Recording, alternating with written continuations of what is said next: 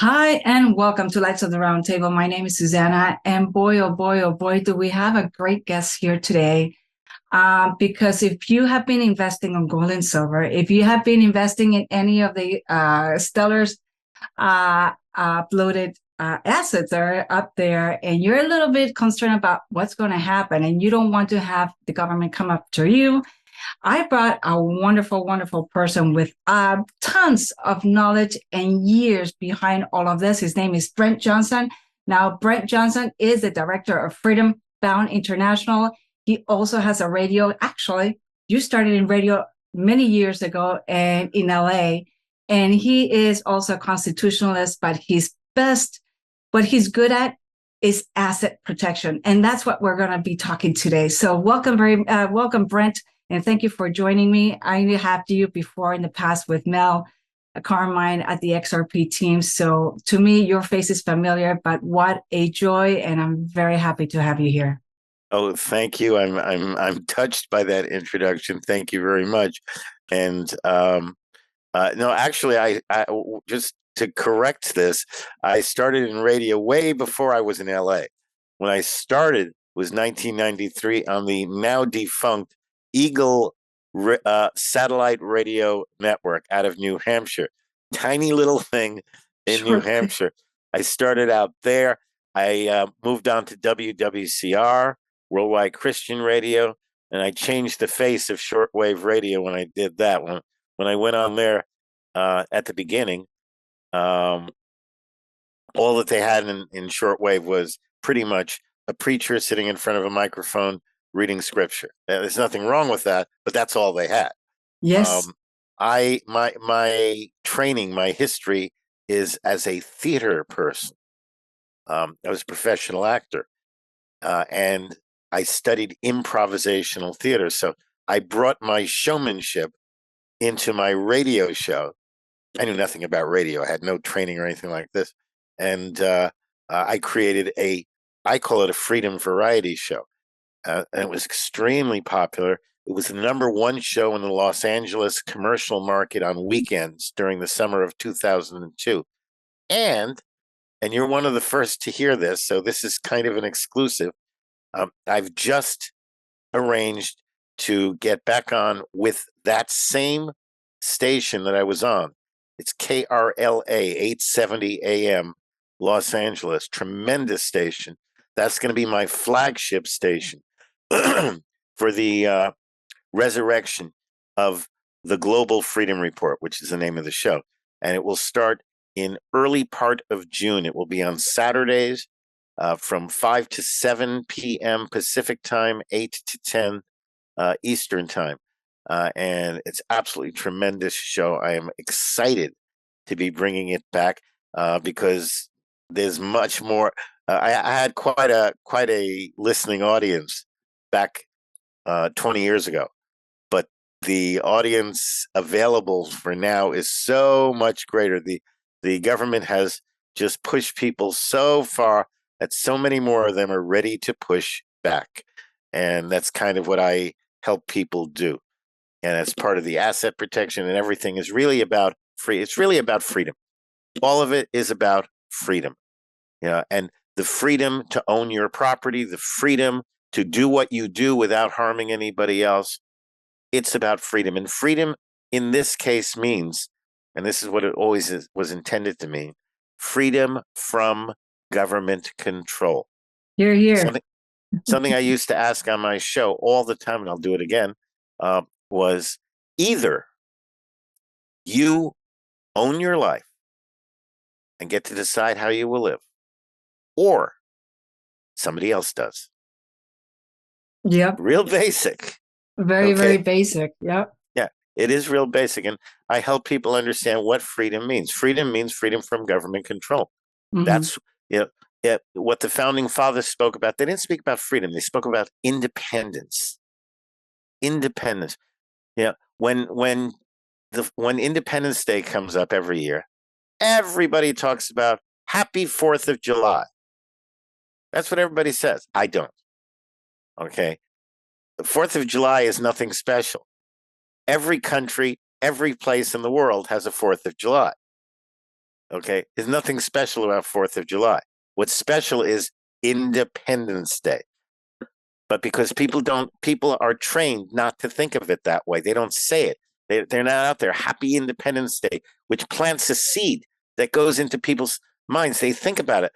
If I tell you, don't think about a green frog, you will think about a green frog. I can absolutely get you to do that. Yep. Because whatever I say, you're going to think about. That's how the brain works. And you sit there and say, Happy 4th of July. It's meaningless. You sit there and say, Happy Independence Day. They think about independence. And that's what we've gotten away from as a society, as a world. We've gotten away from that. We've gotten so into this generation of give me everything. I'm entitled to everything. And I want it to be easy, and I shouldn't have to work for it. And if somebody else has something, I should be able to have the same thing. Yeah, entitlements. But we also have forgotten who we really are. We even forgotten that our government that is our servant, and we are there to tell them what to do and not the opposite. We've been conditioned. Correct. So there's a whole bunch of things happening. But you and I know that the tide is turning, and it's quite exciting. And I thank that for your show. Which I congratulate you again that you're going to start in June. It's going to be very exciting because, as you said, it's going to be global. And what is happening is that the tides is not changing here in the United States for us. Is that this is going to be a global awakening, and a lot of people are going to be listening to your show because what you did before, you were talking about independence way before anybody else. You were there telling. I mean, the only other person I remember, and I miss him terribly, is Rush Limbaugh, who knew how to peel the D's with an onion, and make them smell. He just made my I always laughed.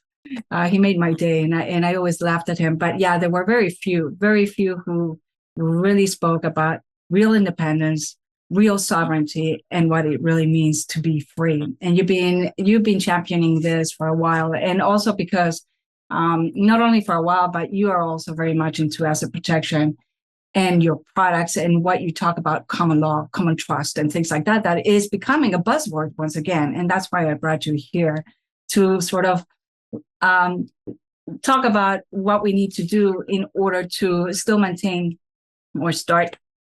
A lot of people are buying gold and silver, for example, and they think that by having gold and silver physically at home, that's it. But you forget that that you need to protect those assets. It's not. Yeah, I mean, gold and silver is the sound money in the world. Yeah, you can take your gold, you could take your silver, go anywhere, go into the jungles of Africa, and you could trade that gold and silver for something else.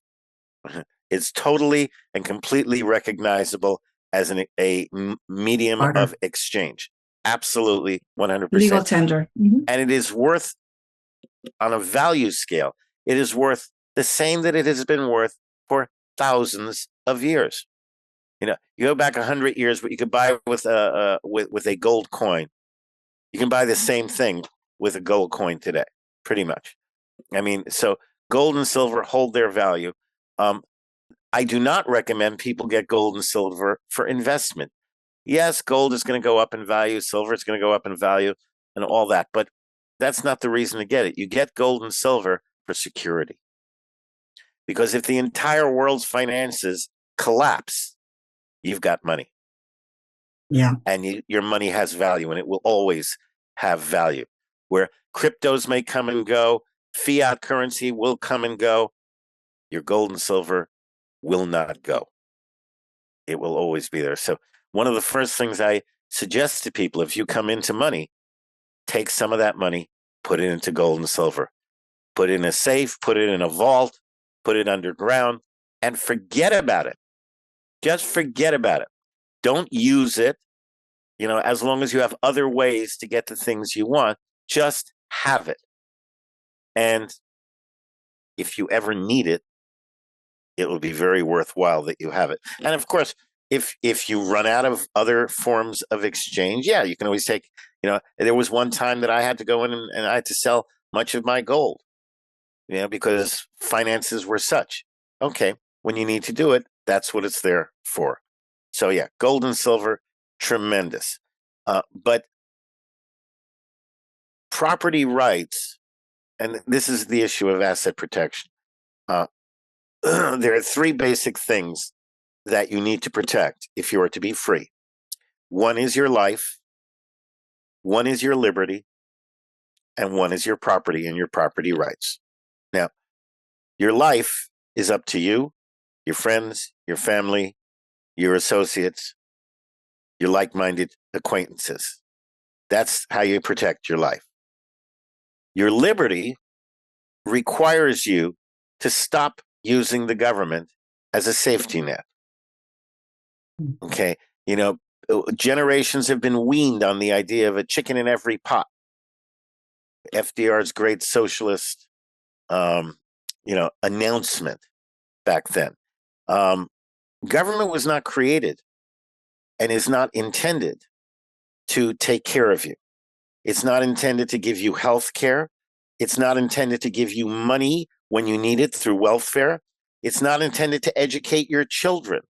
Okay, it is not there to help you live your life. That's not its purpose. Okay, the purpose of government, and it's in the Declaration of Independence, to secure these rights. Mm-hmm. Governments are instituted. That's it. Those are the words that define government. The reason we have a government is to secure the free exercise of your rights to life, liberty, and the pursuit of happiness, period. End discussion. So when government comes up and offers you opportunities that it was not created to give you, and remember, government has nothing. So how does it give you welfare? It takes it from somebody else. How does it give you unemployment insurance? It takes it from somebody else. How does it educate your children? It takes the money to educate your children from somebody else. Yep. That's always what government does. So you don't have a right to be healthy. You don't have a right to be fed. You don't have a right to be housed or to have a job. You have a right to pursue those things, but you don't have a right to have them given to you. And when you accept government largesse, you waive your God-given rights to sovereignty. You waive your right to rule your own life. That's the price. That's the price of taking all the licenses and permits and taking the so-called free money. It's not free money. Somebody who needs it as much as you need it is having it taken from him and is allowing it to be taken from him. So that's your liberty. Okay, your liberty is waived when you allow government to do what it was never intended to do. Then we come to property rights. Property rights are a completely separate issue, and property rights are what is meant by the pursuit of happiness. It's a separate issue because most people have waived their rights to liberty, but can still protect their property. There is a basic precept in law, and that is ownership equals liability. The owner of property is always liable for damage caused by that property. No exceptions. You, corporation, trust, all of it's the same. Ownership equals liability. If you craft your life the way I've done mine, you own nothing. Absolutely own nothing. If you own nothing, you have no liability. And if you have no liability, you are left alone to live your life in peace and freedom, which is the whole point. So what I teach people is how to craft their property rights in such a way that they eliminate their liability. And they do that by not owning the property. Simple as that. But what is life if you have nothing?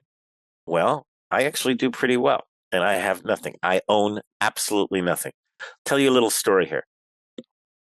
back in the late 50s, early 60s, 59 or 60, John F. Kennedy had a cat, true story. And the cat scratched somebody badly on the face. I've been scratched by a Kennedy cat, I'll sue. So he did. He won the case, and he was awarded the cat. True story. Everybody laughs. But here's the issue. The cat was held in a common law pure trust organization, very similar to the kind of trust that I create. The cat was the only thing held in that common law trust. Mm-hmm. If one of Kennedy's mansions or yachts, or Rolls Royces was in the same trust as the cat, it could have been attached to satisfy the damage award from the case. But because the only thing in the trust was the cat, the guy sued and he won. He got the cat. Yep, and that's what happens. They don't have that. That's what they do. Well, and his brother, Ted Kennedy, you remember the lush senator? Yeah, he what a lifestyle, right? Are you old enough to remember the incident at Chappaquiddick Bridge? No, but yes, I do know about it. Yes, I do know about it, but I'm not that old. I remember seeing a video of Kennedy. Kennedy was driving across Chappaquiddick Bridge in Massachusetts in 1969 with 29-year-old Mary Jo Kopechne. Yeah. He was drunk as a skunk, and he drove off the bridge into the water. She died. He didn't. Tragic. He was seen immediately after just falling down drunk. Everybody in the world knew that he was responsible. Mm-hmm. Mary Jo's parents sued for the wrongful death of their daughter. Yep. The insurance lawyers came to the parents and said, we will give you $30,000. If you don't take it, you will get nothing, because Ted Kennedy owns nothing. Since he owned nothing, he had no liability. Yeah. Since he had no liability, they could sue. They can get a multi-million-dollar award that they could not collect them. We're not supposed to know this stuff. That's what they know. We're supposed to go into debt for 30 years, pay 3 times the value of whatever the house is, and never get out from under debt. And as a condition of going into debt, we have the property recorded. Therefore, we pay the property taxes and yada, yada, yada, yada, all the way down the line. Yeah. How many times do you have to pay for that same house? Years and years. It's like 2 or 3 times. I have never owned a house. The reason I've never owned a house is I've never had the cash to buy it. I will not go into debt to buy something that I can't afford.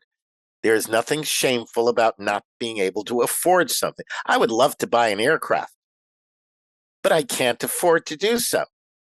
Okay, so I'm not going to do so. I will live within my means. But we have societies all over the world, especially America, that are weaned on get credit. You don't have to pay for it today. You don't have to pay for it next year. Pay for it next month. Yeah. And then you get a lot of credit, and they say, oh, get rid of all that credit by getting a single pay loan. You wipe out all that credit, and then you have all those free to use credit cards, and you build the debt up all over again. Yeah, and at 27 and 30% and blah blah blah. So it's just ridiculous. And so you never get out from under it. It is a millstone around your neck for your entire life. I don't do that. Yeah, I don't do that. So, so the lesson here is that you stay within your means, okay, and you own nothing. The idea is to have everything owned by artificial entities. Mm-hmm. Now, lesson 101 on trusts. A trust, any trust, is a right of property held by one party for the benefit of another party. That is the legal definition of a trust. Now, a trust can be statutory, or a trust can be non-statutory. Statutory means that Congress passed a law creating that kind of trust. Yeah. And what Congress created, Congress can control, tax, regulate, etc. Just to give you an example of a trust relationship, you go to a fancy restaurant. You give the keys to your car to the valet to park your car. That is what's called an implied trust. Implied means it's not written down, but that's what it is. It's a trust relationship.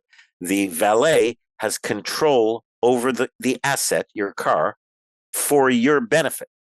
Mhm. So the valet has complete control to take that car, turn the motor on, take it down into the parking lot, find a space, park it there. When you're ready to take it, turn the motor on, bring it back up, and give it back to you. That is a trust. What the valet cannot do is take the car, turn the motor on, and go cruising up and down the boulevard, impressing his friends, because it's a right of property held by one party for the benefit of another. Cruising up and down the road does not act in your benefit. Right. Therefore, it's not a trust. Therefore, it's outside of the valet's authority. And you can prosecute the valet for that. So a common law trust is the same thing, same type of relationship, holds property for the benefit of another, but it's from common law. Common law predates statutory law. Common law predates government. Common law was there first, which means the government has no control over a common law entity, and the government cannot cancel or repeal common law because it didn't create it. Common law is the law of God. You can sum up common law by saying common law means that you can do anything you want as long as you don't violate the life, liberty, or property rights of another. Mhm. Period. You don't have the right not to be offended. You don't get to sit there and make laws that say that you can't say this and you can't do that because somebody will take offense. Oh, well, too bad. You take offense, that's too bad. My job is not to avoid offending you. To the contrary. Yeah. Okay, I am perfectly happy if I offend you. I'm not intending to offend you, but if I do, I'm perfectly happy with that as long as I've been speaking the truth. If you That's find the right. truth offensive, that's your problem. It's not my problem. And that may sound, well, you're not compassionate, Brent. You're terribly. No, as a matter of fact, I am compassionate. Matter of fact, I believe that you are better off facing the things that you don't like, learning from that experience, and becoming a better and stronger person than you are by having everything handed to you, okay, and giving you everything that you want simply because you want it. So it's a matter of perspective. So in a common law trust, what you do is you transfer ownership of an asset to the trust. However, what you get back in exchange for that asset is the beneficial interest in the trust. So, trust is a right of property held by one party, the trust, for the benefit of another party. That's you. Exactly. So you have a house, you put it in a trust, and let's say that then I become the manager of that trust. Well, Sure. hang on. In a simple Yeah, way. it can be done that way, but it's It not can, well, automatic. trustee, no. Okay. Right. Initially, that's how we do it. Mhm. Okay. Initially, you transfer the property. It's not your property anymore, but you have the beneficial interest. So if the property is sold by the trust, you get the money. Right. Okay. But it's not yours, which means if the IRS has a claim against you, they can't go after the property because it's not yours. Just like Correct. they can't go after my property for a claim against you, can't go after the trust property for a claim against you. Once we have that handled in a trust, then I will generally issue a general manager's contract to you. And the contract hires you. And your job is to take care of the house, keep it in good condition, mow the lawns, all that stuff. Right. Your compensation is that you and your family get to live there rent free. So from a practical viewpoint, your circumstances are exactly the same as they were when you owned the property. From a legal perspective, they're not. Okay, so you get to live there and all that and take care of the house just like you did as an owner, but you are now a worker. If the IRS comes knocking on the door, you can say, hey, buddy, I just work here. You're going to have to go talk to the owner. Right. Which is the truth. The same is true with any asset you were to place into trust. You put your business in a trust, in a common law trust. Okay, business goes into trust. You get the beneficial interest in the business. Okay, now you're hired as general manager. Okay, you've got this widget making business that you put into trust. Now, I know a great deal about how to administer and manage a trust, but I know nothing about making widgets.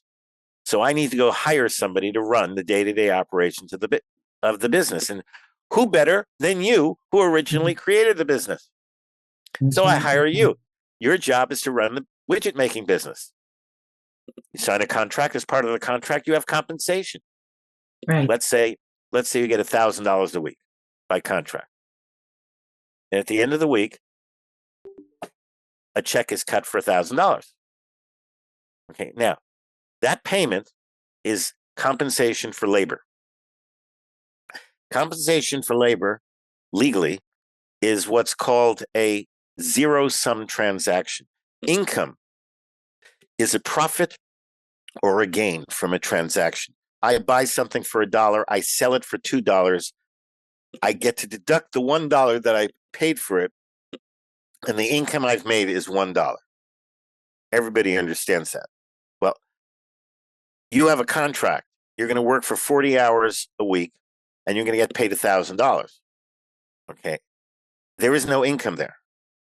Okay. There's no profit. You have exchanged 40 hours of your labor for $1,000. That is a zero-sum transaction. Okay. Now, what happens is most people, okay, for whatever reason, set their lives up, because it's easier, okay, to agree to voluntarily allow the government to take a portion of their non-taxable income and volunteer it to the privately held Internal Revenue Tax and Audit Service, Inc., which is the actual name of the agency. Right. Really? Yeah. Yeah. Yeah. And as a matter of fact, the IRS, and it was incorporated in 1931, I believe it was. No, I think Department of Treasury was 31. IRS was 33. But it was incorporated in Delaware, and its parent company is Department of the Treasury, Inc., which was incorporated in 31 in Maryland. And Department of the Treasury's parent company is, wait for it, the Federal Reserve, privately held Federal Reserve.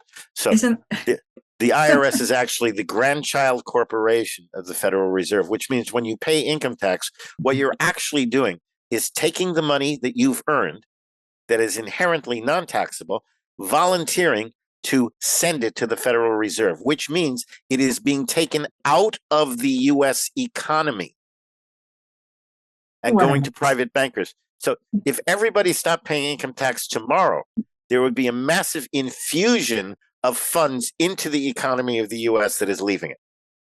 All right. Can we do that now and maybe get rid of what we have right now? Well, that's supposed to be coming. Word is they are going to dismantle the IRS, go to a 14% flat tax. Is that true? Is it going to be 14% or is it going to be a little less? No, I've heard it's 14%. Okay, I've heard it's seven, anywhere between 7% and 14%. So I guess that 14 is still part of it. Yeah. Amazing! I can't believe that. But it's just new items.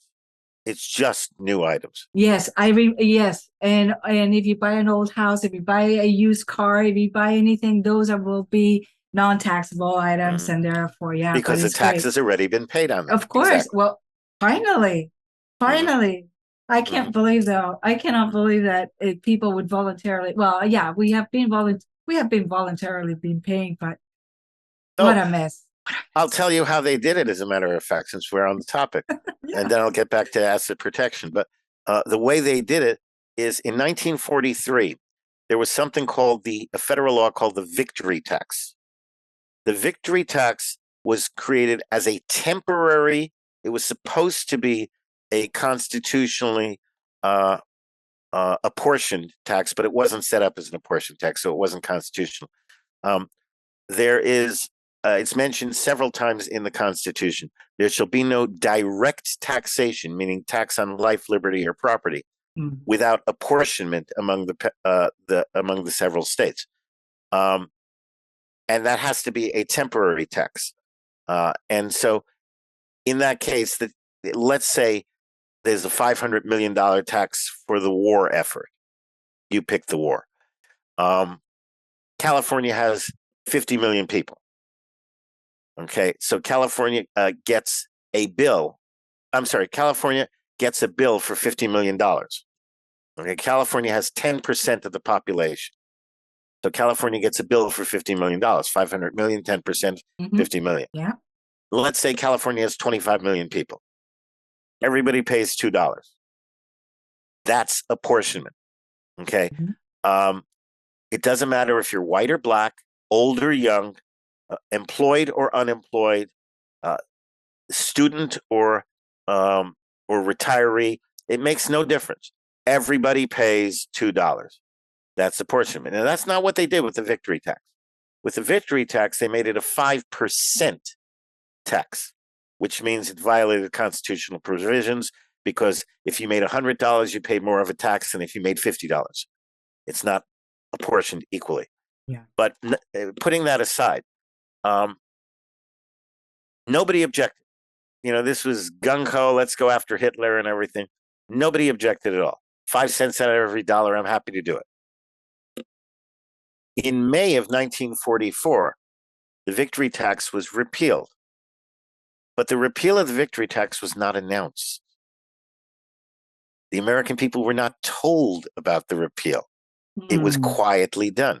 And at the same time, the federal government instructed the corporations, which are all under federal jurisdiction, instructed the federal government to give what, I don't know what they called it back then. Today, they call it the W-4 form. And the equivalent of the W-4 form was given to everybody who worked for a corporation. Here, sign this so I can pay you. The rate at the time was 5%. So nobody questioned it. They signed the document, okay, and suddenly their 5% was not going to the war effort. It was going to the privately owned Internal Revenue Service. And over time, the rate went up, and we are where we are today. Yes. That's how they did it.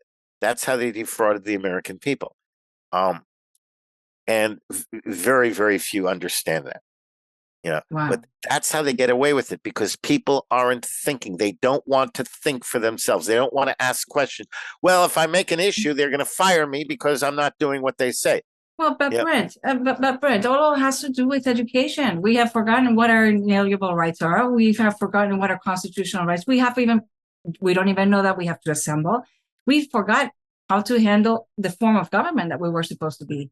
I mean, God, I think it's a book, Bouvier's book. It says, God created man, man created governments.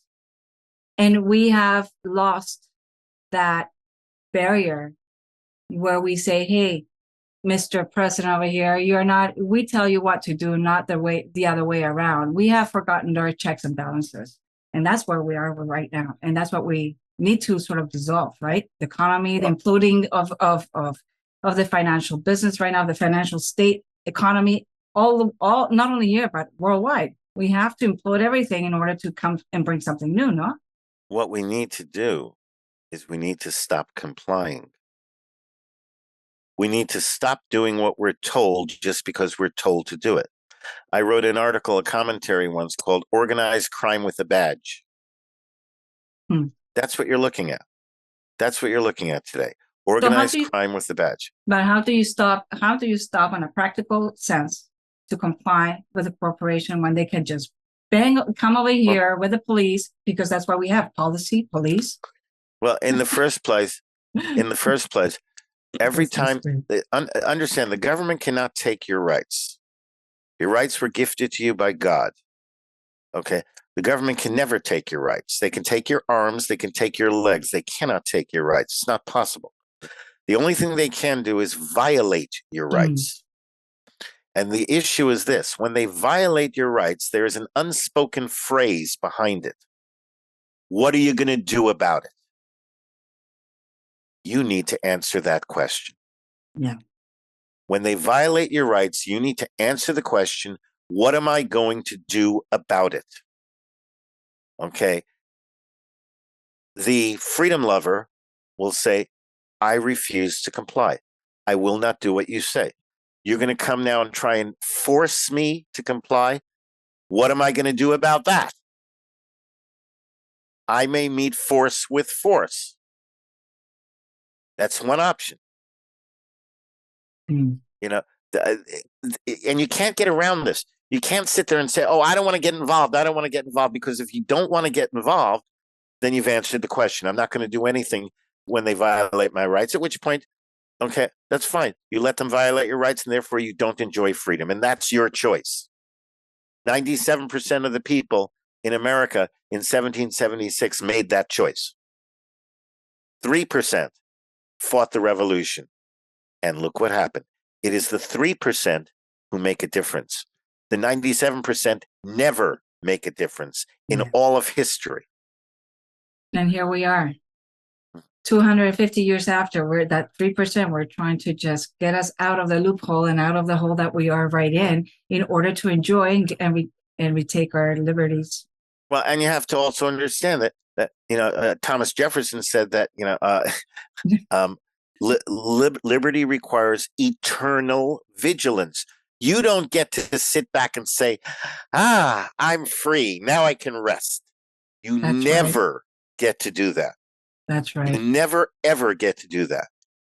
And most people today, are not inspired by that notion of independence that inspired the founding fathers. That's where we need to get people involved. For example, I'm talking to people about trust. When I say that, you got your property in trust and you get paid $1,000 and such, and that's not taxable. Oh, they sit there and say, "Oh my God, I got to get a trust because I'm gonna save myself from income tax." It's the wrong reason. It is. It's not about the money. And you all think that it's about the money. It's not about the money. It's the principle of liberty. Either you own your life or somebody else does. Self-regulation, self-governance, dominion. That's what people are missing, all of this. They're missing. For example, and I'm going to tell you something, Brent, what is this UBI? When Nisara comes with this UBI, sincerely, I don't want a UBI. To me, that is tied to sort of a same principle as SSI.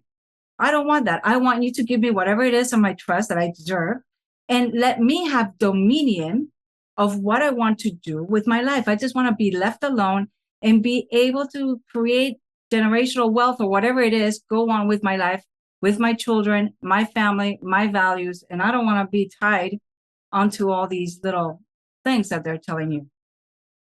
Well, and if the government exists to secure your rights, when you ask the government to do anything else, you have to waive your rights in order to get that something. So the solution to that involves your liberty. The solution to that is you rescind your Social Security number. Mm-hmm. You give back to the government what is always its property, the number. That means you're not eligible for unemployment care, but it also means you're not subject to the Internal Revenue Code. You're not subject to government codes, which are not laws. They're just codes. Okay, you're not subject to anything but fundamental common law. Most people don't want to do that. I did that 30 years ago. And at the time, I had a payment plan with the IRS, and I stopped making. Once I learned what I learned, I stopped making payments on it. I got rid of the Social Security number. I had a correspondence with the IRS for about 3, 4, 5 months, and then they left me alone. Today, as far as they're concerned, I don't exist because I don't have their number. Mm-hmm. Right. And it means if I don't work, I don't eat. It's as simple as that. Mm. You know, and I'm perfectly happy with that. You know, I'm very thrilled with that. But you have to be willing to give that up. Yeah. Most people, well, I paid money into Social Security. I'm not giving that up. Well, it's a retirement. That's the thing, is that they've tricked you. It's full of tricks. And it's not an entitlement. Mm-hmm. It is a benefit, legally speaking. And when I say legally speaking, I want you to understand that that's my understanding from the reading of the law. I'm not a lawyer, so I don't give legal advice. But there are two types of revenue flows that you can get. There are earnings and there are benefits. Earnings are what you have earned. You're entitled to it. You work for a company for 25 years and you get a pension. That pension, you worked for it. You are entitled to that pension. They cannot take it from you. If they do, you have legal action against them. Then there is a benefit. A benefit is issued at the discretion of the issuer. Mm-hmm. So Social Security is a benefit. That means the government gives it to you if it wants to, and doesn't if it doesn't want to. Now, you may say, well, I paid into it. No, you did not. Okay, when you paid your Social Security tax, it went into the general fund to be used for anything at all that government wants to use it for. Then, when you applied to receive Social Security, it came out of the general fund. And that's why, over time, Social Security is on its way to going bankrupt. And that's how they can change the rules. When Social Security started, you started to pick up your benefit at the age of 55. Then it went to 57. Then it went to 60. Then it went to 63, 65, 67. I believe it's 70 today. Oh, when? Now, I thought it was 67, but how and why? I thought they raised it to 70, but I don't know. It doesn't matter. It doesn't matter. But the point is, if you're entitled to it, how could they make an agreement to pay you when you turn 55 and change the rules? Yeah. They can't, because it's a benefit. It's at the discretion of the issuer, whether you get it or not. So those people who sit there and say, well, I put money in and I'm not going to abandon that, they make it about the money. And that's how you are held captive, because most people make it about the money. Well, you know, if you didn't have anything, you know, maybe you could understand why. Well, excuse me. There are times I didn't have anything. There are times I didn't know how I was going to pay the rent. I had no money. And suddenly something happened. Some check came in that I wasn't expecting. You have God to have took faith. care of you. God took Yes, care of you. you have to have faith. You have to have faith. So I want to segue back over to property rights. Mm-hmm. Okay. I didn't complete the issue on the trusts. So when, you know, many people put real estate in trust, many people put vehicles in trust and have them, in the case of the real estate, you know, you end up getting a contract where you can live in the house, but you don't own the house. Okay. Mm-hmm. In the case of vehicles, you end up getting a lease that allows you to use the vehicles, but you don't own the vehicles, so you don't have liability for the vehicles. Yeah, the vehicles are registered in the name of the trust. Therefore, if you're pulled over, they can't give you a registration infraction ticket because you're not the registered owner. You put your company in there, you have a private contract with the company to do whatever you're doing, and you are compensated in exchange for your labor. Mm-hmm. These mechanisms all are outside of statutory jurisdiction. So number one, they're not recorded anywhere. If I set up a trust, and or if I set up a trust for you, we sign the contract together. Yeah, Okay. private. You know it's a trust. I know it's a trust. Nobody else knows that unless you tell them. It's not recorded. You can't look it up, in the public record. Mm-hmm. However, when you put the house in trust, we have a warranty deed where the house ownership gets recorded so that the public record shows that the trust owns it. But the public record doesn't show that it's a trust. That's why I always tell people, don't name your trust with the word trust. There's no reason. It's volunteering information. Yeah. So the other thing is you cannot eliminate liability. Like I said before, the owner is always liable, but you can reduce it to bare minimum. The cat, okay? You can reduce it to the bare minimum. So I had a farmer set up a trust, common law trust. He set up 4 trusts. The first trust, he put the farm, the actual business of the farm, the payables and the receivables into the trust. In the second trust, he put the land and the house where the farm operated into that trust. In the third trust, he put all the heavy equipment, the backhoes, the tractors, into that trust. And in the fourth trust, he put the livestock into that trust. He had 4 trusts. The trust that owned the real estate, the trust that owned the heavy equipment, and the trust that owned the livestock leased all of that to the trust that ran the farm. Now, if somebody decides to go after the farm, they can't go after the livestock, they can't go after the equipment, they can't go after the house because the farm doesn't own them. So using that technique, frequently people will come in and say they want to put property into trust. And when we discuss the assets, we find that, oh, well, yeah, you've got a service station. You've got the business, and you've also got that hydraulic equipment that people can take a finger off on. Set up 2 trusts, one for the equipment, one for the business. Have the equipment trust lease to the business. Now, something happens, they can't take the equipment for the grievance against the business. I had a dentist did this. He set up 2 trusts, one for the dental practice, one for the all that all the x-ray machines and the diamond drills and $500,000 worth of equipment. Put it in a second trust, leased it back to the dental practice. Somebody wants to sue the dentist, they can sue the dental practice, but they can't go after the equipment. So by using what I call liability diversification, okay, you can minimize, you can't eliminate, but you can minimize the liability and completely eliminate your personal liability. See, again, I own nothing. I have no liability. Because of that, they leave me alone because there's nothing they can take from me.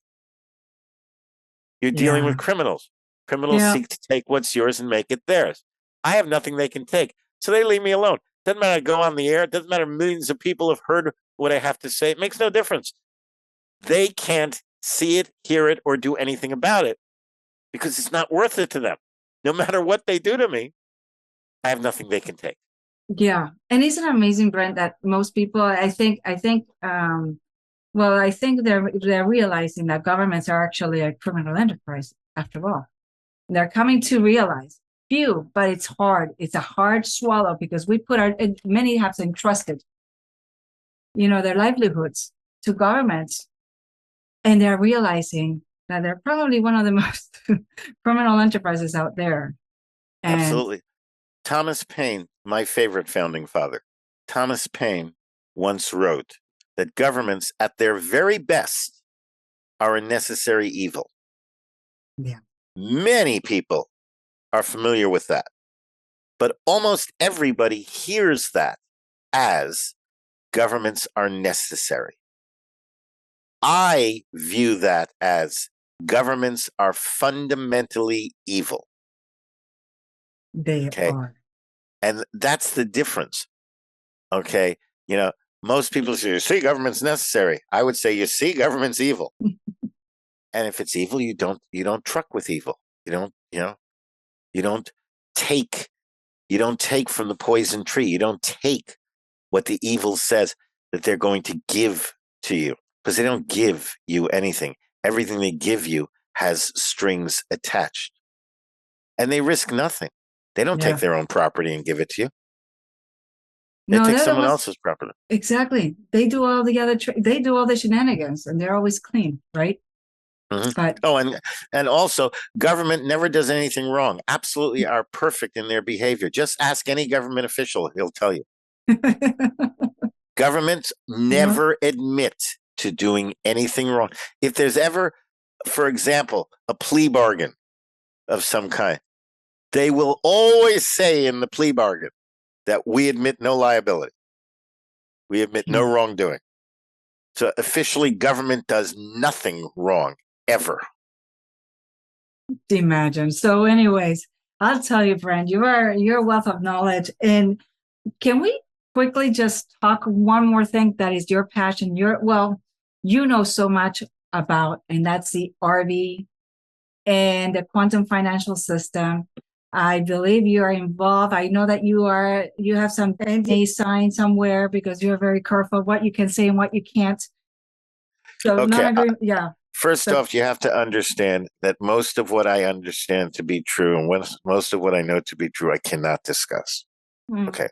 Having said that, we believe the NDA, the non-disclosure agreement associated with the RV, okay, will contain prohibitions, restrictions on words you can use and phrases that you can use. For example, you won't be able to talk about redemption centers. You won't be able to talk about exchange centers. You won't be able to talk about, um, um, you know, even the phrase RV, probably not. You're not going to be able to discuss and use the names of the currencies involved. mm, Probably. Probably. mm, I don't know if they can actually make that one work. Um, but there will be restrictions on what you can and cannot say. We believe those restrictions and that NDA will last somewhere between 90 and 120 days, but we don't know. currently. If you violate your NDA, you will be eliminated from the opportunity of going through this event. If you tell your children about it and they brag about it in school and the word gets out, you will be eliminated from the opportunity Well, we're to talking participate in about, this event. okay. All So right. you got to be quiet, keep it to yourself. Don't discuss it unless there's a compelling reason to do so. Now, we don't know for sure, okay, much about the NDA, but everybody asks, how do I talk to my accountant or my lawyer or my counselor or whatever about this?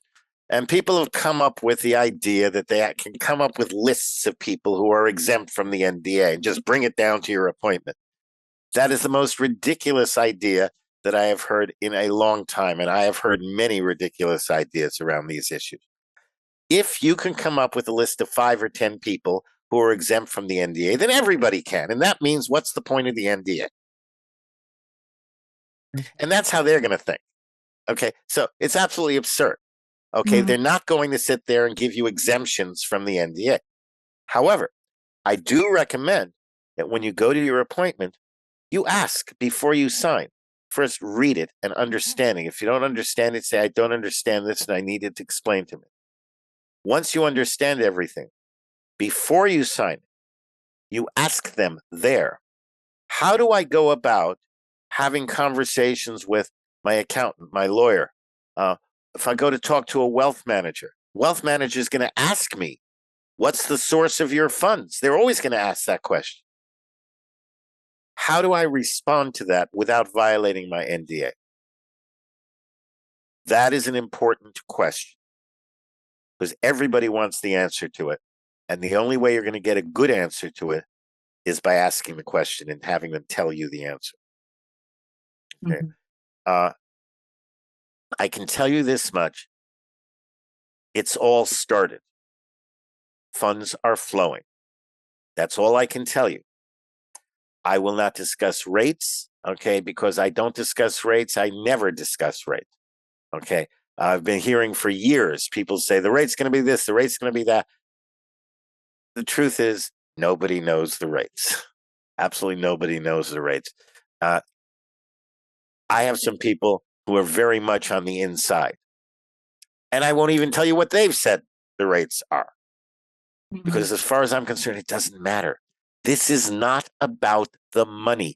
Every time people want to know the rates, it's because they're thinking about the money. The love of money is the root of all evil. And if you remember that, it's not money is the root of all evil. It's the love of money. Money is just a tool. That's all. It's like a hammer. Okay? There's nothing wrong with the tool. Tool could be used for good. Tool could be used for ill. How you use the tool is what matters. Okay? So there's no issue with the money. But the love of money means you'll do anything for the money. You'll lie, you'll cheat, you'll steal, you'll kill. Yeah. Because the prohibitions against doing that are less important to you than having the money, because you love the money. So I never get into discussions around rates. Rates can be anywhere from down here to up here. Only thing that I am confident in is that the rates are going to be good. And I am content with that confidence.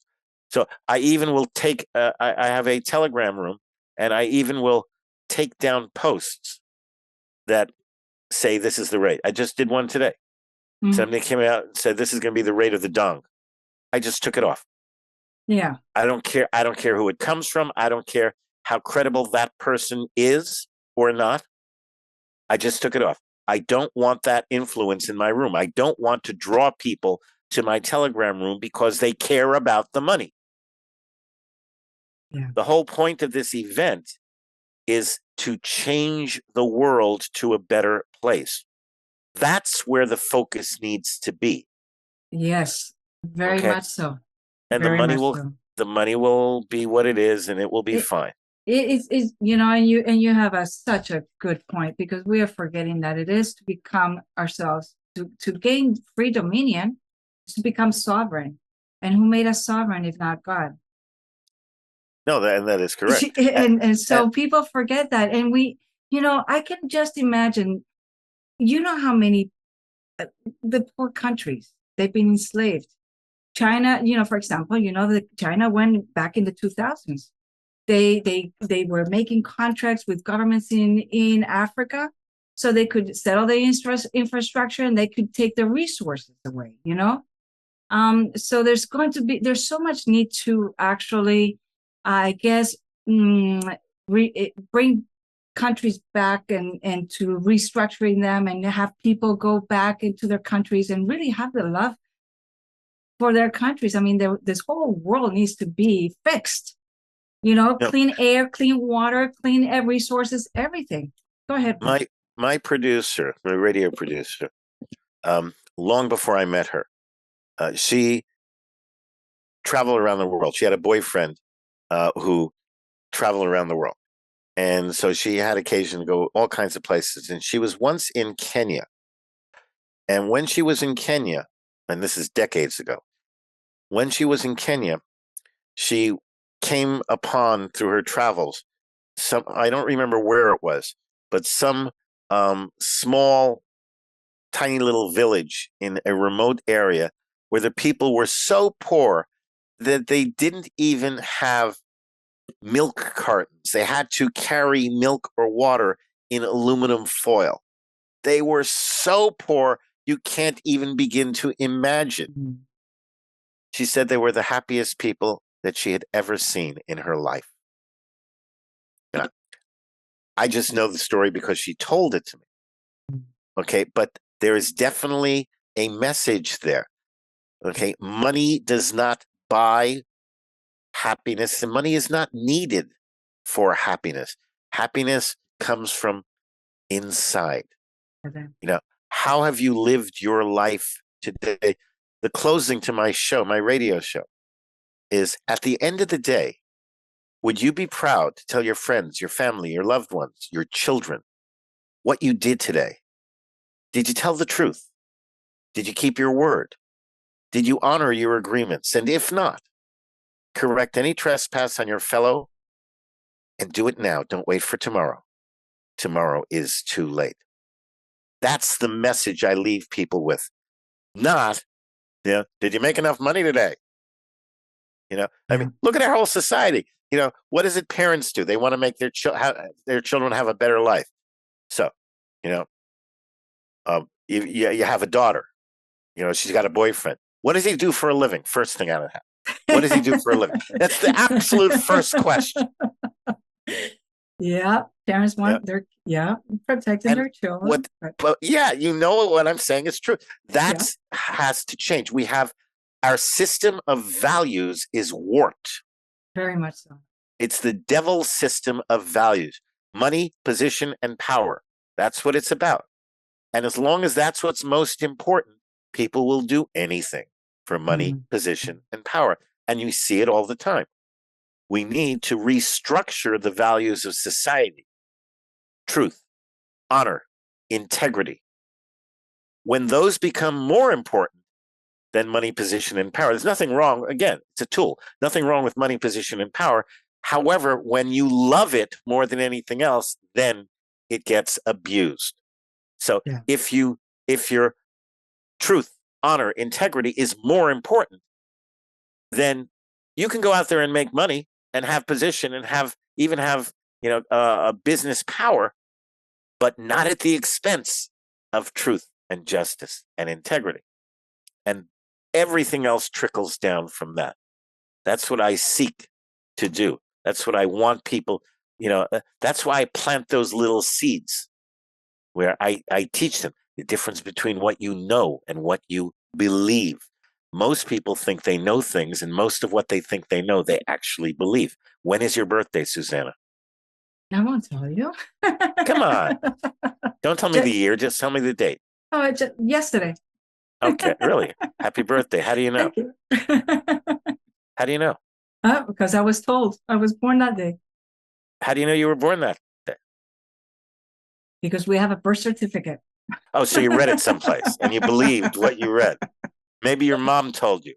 Okay, and you believed what she said. Exactly. The truth is you can't know your birthday.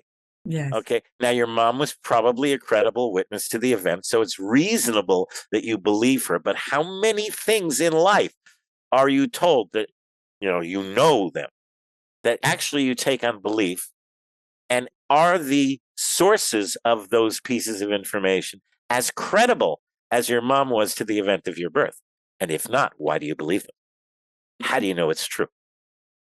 Yeah. This is what I do.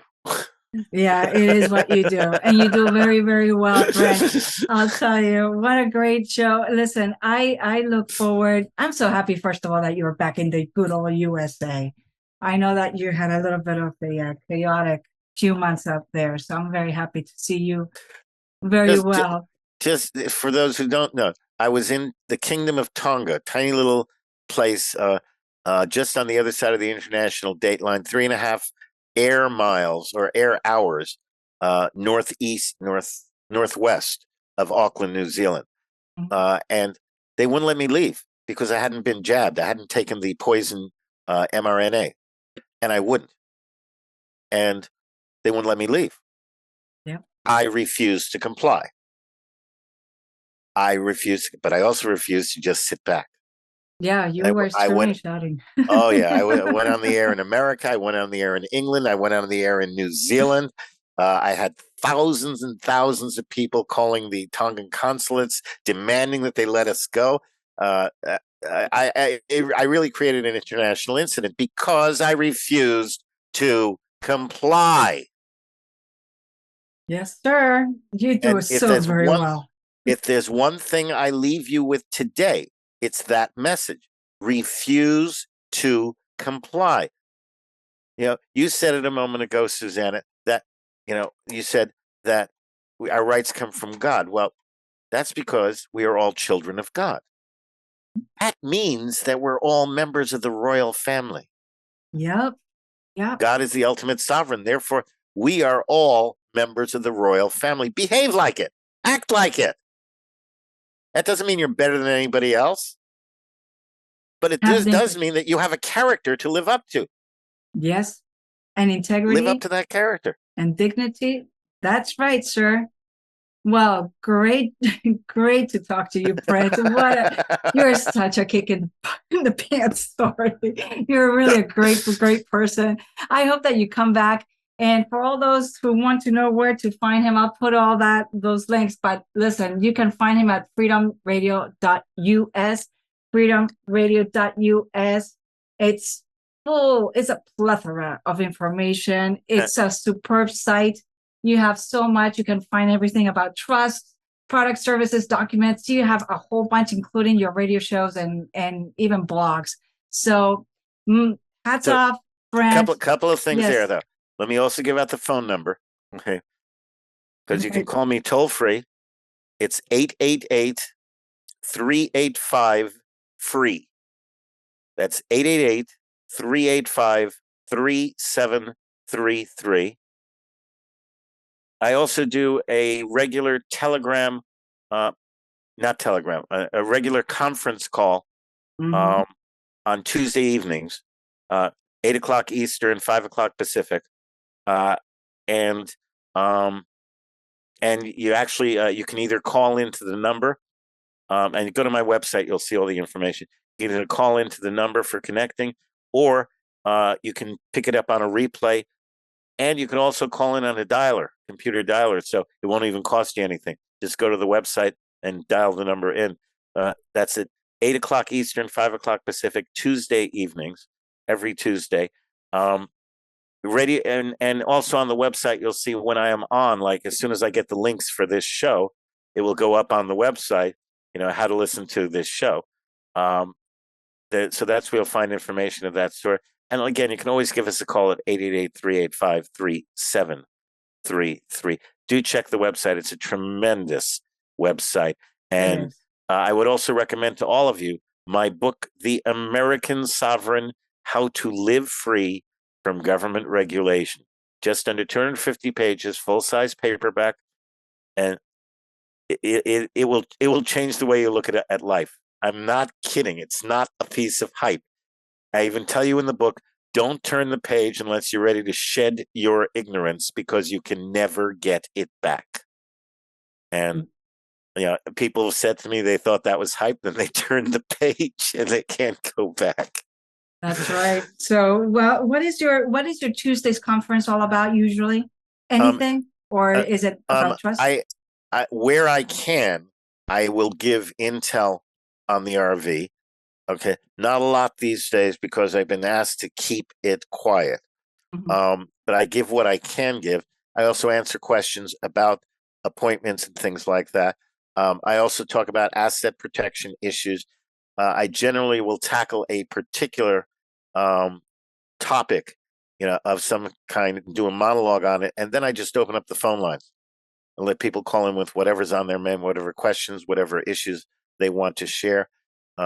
And it generally goes for about 2 hours, sometimes 3, occasionally 4.